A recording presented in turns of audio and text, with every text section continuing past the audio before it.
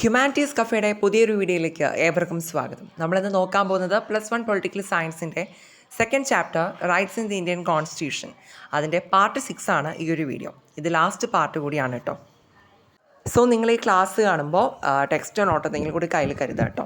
അപ്പോൾ നമ്മൾ ഇന്ന് നോക്കാൻ പോകുന്നത് ഫണ്ടമെൻ്റൽ ഡ്യൂട്ടീസിനെ പറ്റിയിട്ടാണ്, അതായത് മൗലിക അവകാശങ്ങളെ പറ്റിയിട്ടാണ്. അപ്പോൾ നമ്മൾ ഫണ്ടമെൻ്റൽ റൈറ്റ്സിനെ പറ്റിയിട്ടൊക്കെ കഴിഞ്ഞ വീഡിയോസിലൊക്കെ പഠിച്ചിട്ടുണ്ടായിരുന്നു. അതെന്ന് പറയുമ്പോൾ എന്താണ്, നമുക്ക് തന്നെ കോൺസ്റ്റിറ്റ്യൂഷൻ തന്നിട്ടുള്ള അവകാശങ്ങളായിരുന്നു അല്ലേ. അപ്പോൾ നമുക്ക് ഇങ്ങോട്ട് അവകാശങ്ങൾ തരുമ്പോൾ നമ്മൾ അങ്ങോട്ടും ചില ചുമതലകളൊക്കെ ചെയ്യേണ്ടതായിട്ടുണ്ട്. ഓക്കെ, അപ്പോൾ അങ്ങനെ പബ്ലിക്കിന് ചെയ്യേണ്ടതായിട്ടുള്ള അല്ലെങ്കിൽ മസ്റ്റായിട്ട് ചെയ്തിരിക്കേണ്ട കുറച്ച് ഡ്യൂട്ടീസാണ് നമ്മളിവിടെ പഠിക്കാൻ വേണ്ടിയിട്ട് പോകുന്നത്.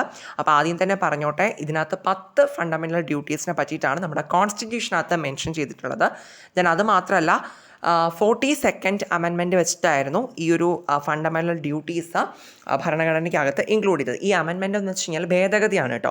അതായത് ഭരണഘടനയ്ക്കകത്ത് എന്തെങ്കിലും ഒരു കാര്യം പുതുതായിട്ട് ഇൻക്ലൂഡ് ചെയ്യണമെങ്കിലോ അല്ലെങ്കിൽ ഓൾറെഡി ഉള്ള എന്തെങ്കിലും വകുപ്പുകളൊക്കെ കട്ട് ചെയ്ത് കളയണമെങ്കിലോ ഒക്കെയാണ് ഈ അമെൻമെൻറ്റ് വരുത്തുന്നത്. അതിനെക്കുറിച്ച് ഡീറ്റെയിൽ ആയിട്ട് നമുക്ക് പിന്നെ പഠിക്കാനുണ്ട്. അപ്പോൾ എന്തായാലും 42ാമത്തെ ഭേദഗതിയിലൂടെയാണ് അല്ലെങ്കിൽ 42ാമത്തെ അമെൻമെൻറ്റിലൂടെയായിരുന്നു നമ്മുടെ കോൺസ്റ്റിറ്റ്യൂഷനകത്ത് ഈ ഒരു ഫണ്ടമെൻ്റൽ ഡ്യൂട്ടീസ് എന്ന് പറയുന്ന ഒരു സംഭവം ഉൾപ്പെടുത്തിയിട്ടുണ്ടായിരുന്നത്. പിന്നെ ഈ അമെൻമെൻറ്റ് നടക്കുന്നത് 1976 കേട്ടോ. 1976 ആണ്. അതുകൂടി ഒന്ന് ഓർത്തിരിക്കാം. അപ്പോൾ നമുക്ക് എന്തായാലും ആ 10 ഡ്യൂട്ടീസ് എന്തൊക്കെയാണെന്നുള്ളത് ജസ്റ്റ് ഒന്ന് നോക്കി നോക്കാം. അപ്പോൾ ഒന്നാമതായിട്ട് തന്നെ പറയുന്ന കാര്യം, നമ്മുടെ കോൺസ്റ്റിറ്റ്യൂഷനെയും അതുപോലെ തന്നെ നമ്മുടെ നാഷണൽ ഫ്ലാഗ്, നാഷണൽ ആന്തം, ഇതിനൊക്കെ എന്ത് ചെയ്യാം, നമ്മൾ അനുസരിച്ച് റെസ്പെക്റ്റ് ചെയ്ത് നമ്മൾ മുന്നോട്ട് പോകണം. നമ്മുടെ ഭരണഘടനയെ നമ്മൾ അനുസരിക്കണം. അതുമാത്രമല്ല ദേശീയ പതാക, ദേശീയ എന്താ പറയുക ഗാനം, ഇതൊക്കെ നമ്മൾ എന്ത് ചെയ്യാം, നമ്മൾ റെസ്പെക്റ്റ് ചെയ്ത് പോവുക എന്നുള്ളത് പറയുന്നുണ്ട്. രണ്ടാമതായിട്ട് പറയുന്ന കാര്യം, നമ്മുടെ ഒരു ദേശീയ സമരത്തെയും അതുപോലെ തന്നെ നമ്മുടെ സ്വാതന്ത്ര്യത്തിന് വേണ്ടിയിട്ടൊക്കെയുള്ള ഒരു നാഷണൽ മൂവ്മെൻറ്റും സംഭവങ്ങളൊക്കെ ഉണ്ടായിരുന്നല്ലോ. അപ്പോൾ അതിനെയൊക്കെ ഇൻസ്പയർ ചെയ്തിട്ടുള്ള കുറേ നോബിളായിട്ടുള്ള ഐഡിയൽസ് ഉണ്ട്. അതായത് ഒത്തിരി ആശയങ്ങളുണ്ട്, മഹത്തായിട്ടുള്ള ഒത്തിരി ആശയങ്ങളുണ്ട് നമ്മുടെ ഫ്രീഡം സ്ട്രഗിളിനെയൊക്കെ മോട്ടിവേറ്റ് ചെയ്ത് കൊണ്ടുപോയാൽ. അപ്പോൾ അങ്ങനെയുള്ള ആ ഒരു ഐഡിയൽസിനെയൊക്കെ എന്ത് ചെയ്യുക, നമ്മൾ ഫോളോ ചെയ്ത് പ്രൊട്ടക്റ്റ് ചെയ്ത് മുന്നോട്ട് പോകുകയെന്ന് പറയുന്നുണ്ട്. മൂന്നാമതായിട്ട് എടുത്ത് പറയുന്ന കാര്യം, നമ്മുടെ ഇന്ത്യയുടെ സോവർണിറ്റി, യുണൈറ്റി, ദെൻ ഇൻറ്റഗ്രിറ്റി, ഈ മൂന്നും എന്ത് ചെയ്യുക, പ്രൊട്ടക്റ്റ് ചെയ്യുക എന്നുള്ളത്. അതായത് സോവർണിറ്റി എന്ന് വെച്ചാൽ പരമാധികാരം, യുണൈറ്റി എന്ന് വെച്ച് കഴിഞ്ഞാൽ ഐക്യതയാണ് ഉദ്ദേശിക്കുന്നത്, നമ്മുടെ ജനങ്ങൾ തമ്മിലുള്ള ഒരു ഐക്യത. then അത് മാത്രമല്ല ഇൻറ്റഗ്രിറ്റി, നമ്മുടെ ഒരു അഖണ്ഡത അല്ലേ, നമ്മുടെ രാജ്യത്തിൻ്റെ ഈ ഒരു പരമാധികാരവും ഐക്യവും അഖണ്ഡതയൊക്കെ നമ്മൾ എന്ത് ചെയ്യുക, സംരക്ഷിച്ച് പോവുക. അടുത്ത നാലാമതായിട്ട് പറയുന്ന ഒരു കാര്യം എന്ന് വെച്ച് കഴിഞ്ഞാൽ, നമ്മൾ എന്താണ്, രാജ്യത്തിന് വേണ്ടിയിട്ട് നമ്മൾ ഡിഫൻസ് ഒക്കെ ചെയ്യാൻ വേണ്ടിയിട്ട് നമ്മൾ മീൻസ് നാഷണൽ സർവീസ് ചെയ്യണം എന്നുള്ളതാണ് അവിടെ ഉദ്ദേശിക്കുന്നത്. ഓക്കെ, അതായത് ഈ ആർമിയിലെ സേവനങ്ങളൊക്കെ ചെയ്യാനായിട്ട് വില്ലിങ് ആവുക എന്നുള്ളത് പറയുന്നുണ്ട്. പിന്നെ അത് മാത്രമല്ല എല്ലാവരിലും ഒരു ഐക്യത പ്രൊമോട്ട് ചെയ്യുക, ഹാർമണി പ്രൊമോട്ട് ചെയ്യുക. അതിന് അത് മാത്രമല്ല ഒരു കോമൺ ബ്രദർഹുഡായിട്ട് എല്ലാവരും കാണുക. അതായത് എല്ലാവരും ഒന്ന് തന്നെയാണ്, എല്ലാവരെയും സഹോദരന്മാരായിട്ട് കാണുക എന്നുള്ളൊരു കാര്യം അവിടെ പറയുന്നുണ്ട്. പിന്നെ പറയുന്നതെന്ന് പറയുമ്പോൾ അതിനകത്ത് പറയുന്നൊരു കാര്യമുണ്ട്, അതായത് നമ്മുടെ ഒരു തരത്തിലും ഡൈവേഴ്സാണ് നമ്മുടെ രാജ്യം, വൈവിധ്യമാർന്നതാണ് നമ്മുടെ രാജ്യം അല്ലേ. പല ഭാഷകൾ, റിലീജിയൻസ്, റീജിയനിലുള്ള ആൾക്കാർ, ഓക്കെ, അങ്ങനെ ഒരു ബേസിസിലും ഒരു ഡിഫറൻസും കാണിക്കാതെ എല്ലാവരെയും സഹോദരങ്ങളായിട്ട് കണക്കാക്കുക എന്ന് പറയുന്നുണ്ട്. പിന്നെ അവിടെ തന്നെ സ്ത്രീകളെ റെസ്പെക്റ്റ് ചെയ്യുക എന്നുള്ളൊരു കാര്യമൊക്കെ അതിനകത്ത് പറയുന്ന കാര്യമുണ്ട്. അപ്പം നമ്മൾ എത്ര പോയിൻറ്റ്സ് ഇപ്പോൾ പറഞ്ഞു കഴിഞ്ഞു? 5 പോയിൻറ്റ്സ് പറഞ്ഞു. ഇനി അടുത്ത 5 കൂടിയുണ്ട്.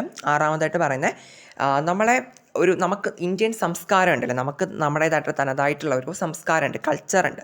അപ്പോൾ ഈ ഒരു കൾച്ചറിനെ നമ്മൾ എന്ത് ചെയ്യണം, നമ്മൾ സംരക്ഷിച്ച് പോകണം എന്ന് പറയുന്നുണ്ട്. അടുത്ത 7ാമതായിട്ട് പറയുന്ന കാര്യം, നമ്മുടെ നാച്ചുറൽ എൻവയോൺമെൻറ്റിനെ അതായത് നമ്മുടെ പ്രകൃതിയെ നമ്മൾ എന്ത് ചെയ്യുക, സംരക്ഷിച്ച് പോവുക എന്ന് പറയുമ്പോൾ നമ്മുടെ കാടും പിന്നെ അരുവി, പുഴ, ഇങ്ങനെയുള്ള സംഭവങ്ങളൊക്കെ നമ്മൾ എന്ത് ചെയ്യുക, സംരക്ഷിച്ച് പോവുക. പിന്നെ അതോടൊപ്പം തന്നെ നമുക്ക് ഈ ഒരു ജീവജാലങ്ങളോടൊക്കെ ഒരു അനുകമ്പ കാണിക്കുക. ഓക്കെ, ആരെയും എന്താ പറയുക, വെറുപ്പോടുകൂടി നോക്കാണ്ട് എല്ലാവരെയും നമ്മളെ ഒരു ഈശ്വരൻ സൃഷ്ടിച്ചതാണെന്നുള്ളൊരു രീതിയിൽ അനുകമ്പയോടുകൂടി പെരുമാറുക എന്നാണ് പറയുന്നത്. പിന്നെ അടുത്ത് പറയുന്ന പോയിന്റ് എന്ന് പറയുമ്പോൾ, എല്ലാവരിലും ഒരു മാനവികത, ഹ്യൂമാനിസം വളർത്തിയെടുക്കുക എന്നുള്ളൊരു കാര്യം പറയുന്നുണ്ട്.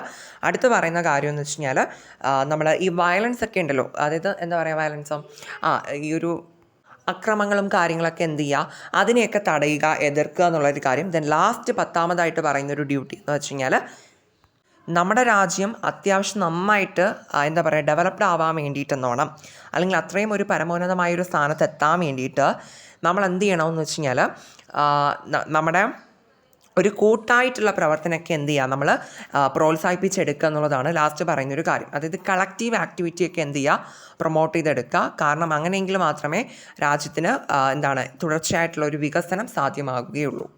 ഈ ഫണ്ടമെൻ്റൽ ഡ്യൂട്ടീസ് അത്രത്തോളം ഇമ്പോർട്ടൻ്റ് അല്ലെങ്കിലും ജസ്റ്റ് ഒന്ന് വായിച്ച് വയ്ക്കുക. എന്തായാലും അതൊന്ന് നോക്കിയിട്ട് പോവുക, ചിലപ്പോൾ ചോദിച്ചു വിടാന്നില്ലല്ലോ. ഇനി നമുക്ക് വരുന്നതാണ് right to property. Final topic of this chapter ആണ് കേട്ടോ. എന്തായാലും സ്വത്തവകാശത്തെ പറ്റി നമുക്ക് പഠിക്കാം.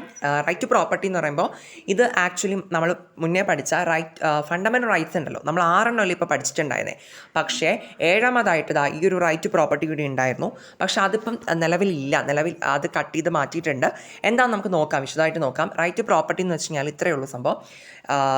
ആർക്ക് വേണോ, ഇന്ത്യൻ സിറ്റിസൺസിന് എത്രത്തോളം ഭൂമി വേണോ സ്വന്തമാക്കാം, അത് മെയിൻറ്റെയിൻ ചെയ്ത് കൊണ്ടുപോകാം. ഇതായിരുന്നു ഈ റൈറ്റ് ടു പ്രോപ്പർട്ടി അഥവാ സ്വത്തവകാശം. എത്രത്തോളം സ്വത്തുക്കൾ വേണോ സമ്പാദിക്കുക എന്നുള്ളൊരു അവകാശം തന്നെയാണ് സിമ്പിളായിട്ട് പറഞ്ഞാൽ. ദെൻ ഇത് ആർട്ടിക്കിൾ 31 പണ്ട് ഉണ്ടായിരുന്നത്, മനസ്സിലാവുന്നുണ്ടല്ലോ. എന്നാൽ ഇപ്പോൾ 1978 44ാമത്തെ ഭേദഗതി വെച്ചിട്ട് 44th അമെൻമെൻറ്റ് വെച്ചിട്ട്, അമെൻമെൻറ്റ് ഞാൻ പറഞ്ഞല്ലോ എന്താണെന്നുള്ളത്. അപ്പോൾ ഈ ഒരു ഭേദഗതിയിലൂടെ ഈ ഒരു റൈറ്റ് ടു പ്രോപ്പർട്ടി ഇത് ആക്ച്വലി ഒരു മൗലിക അവകാശം അഥവാ ഫണ്ടമെൻ്റൽ റൈറ്റ് ആയിരുന്നതായിരുന്നു. ഇതിനെ ഇപ്പോൾ ഒരു ലീഗൽ റൈറ്റ് ആയിട്ട് മാറ്റിയിട്ടുണ്ട്. അതായത് ഒരു നിയമാവകാശമാക്കി മാറ്റിയിട്ടുണ്ട്. നമുക്ക് ചോദിക്കുന്നത് ഇങ്ങനെയായിരിക്കും, ഈ ഒരു റൈറ്റ് ടു പ്രോപ്പർട്ടി ഇപ്പോൾ എന്താണെന്നുള്ളത് ഫിൽ ഇൻ ദ ബ്ലാങ്ക്സ് ആയിട്ട് ചോദിക്കാം. അപ്പോൾ അതെന്താ നമ്മൾ പറയേണ്ടത്? ലീഗൽ റൈറ്റ് ആണ്, ഓക്കെ, നിയമാവകാശമാണ്. അത് PSCക്കും ചോദിക്കുന്ന ചോദ്യമാണ് കേട്ടോ. ദെൻ ഇതെന്ന് പറയുമ്പോൾ ഇപ്പോൾ നിലവിലുള്ളത് ആർട്ടിക്കിൾ 300A അകത്താണ് ഇപ്പോൾ ഈ ഒരു ലീഗൽ റൈറ്റ് ആയിട്ടുള്ള ഈ ഒരു സ്വത്തവകാശം ഇപ്പോൾ ഉള്ളത് കേട്ടോ. ഈ ഒരു നിയമാവകാശം, ഓക്കെ, അത് ഇപ്പോൾ നിലവിലുള്ളത് ആർട്ടിക്കിൾ 300A അകത്താണ് വരുന്നത്. ക്ലിയർ ആയോ? അപ്പോൾ ഇത്രയേ ഉള്ളൂ നമ്മുടെ ഈ ഒരു rights in the Indian constitution എന്ന് പറയുന്ന ഒരു വിശാലമായിട്ടുള്ള ഒരു ചാപ്റ്റർ. സിമ്പിളായിട്ട് പറഞ്ഞാൽ ഇതിനകത്ത് വരുന്ന കാര്യങ്ങൾ, പഠിക്കേണ്ട കാര്യങ്ങൾ, ഫണ്ടമെൻ്റൽ റൈറ്റ്സിൻ്റെ എസ്സേ അങ്ങ് കംപ്ലീറ്റ് ആയിട്ട് പഠിച്ചു വയ്ക്കുക.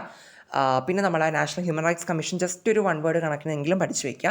പിന്നെ ഡയറക്റ്റീവ് പ്രിൻസിപ്പിൾസ് ഓഫ് സ്റ്റേറ്റ് പോളിസിയുടെ ഗോൾസും കാര്യങ്ങളും പഠിക്കുക. പിന്നെ നമ്മുടെ ഫണ്ടമെൻ്റൽ റൈറ്റ്സും ഡയറക്റ്റീവ് പ്രിൻസിപ്പിൾസ് തമ്മിലുള്ള റിലേഷൻ ആ ഒരു ടേബിളായിട്ട് ഞാൻ പഠിപ്പിച്ചായിരുന്നു, അതൊന്ന് പഠിക്കുക. പിന്നെ ലാസ്റ്റ് ഈ ഫണ്ടമെൻ്റൽ ഡ്യൂട്ടീസ് ജസ്റ്റ് ഒന്ന് വായിച്ച് വയ്ക്കുക. പിന്നെ റൈറ്റ് ടു പ്രോപ്പർട്ടി നന്നായിട്ട് പഠിക്കുക. ഇത്രയും കാര്യങ്ങൾ പഠിക്കുമ്പോൾ ഈ ഒരു ചാപ്റ്റർ ഓവറായിട്ടുണ്ട്. എന്തെങ്കിലും ഡൗട്ട്സ് ഉണ്ടെന്നുണ്ടെങ്കിൽ കമൻറ്റ് സെക്ഷനിൽ അറിയിക്കുക. നിങ്ങൾക്ക് ഈ വീഡിയോ യൂസ്ഫുൾ ആയിട്ടുണ്ടെങ്കിൽ എന്ത് ചെയ്യുക, തീർച്ചയായിട്ടും സപ്പോർട്ട് ചെയ്യണേ. Thank you.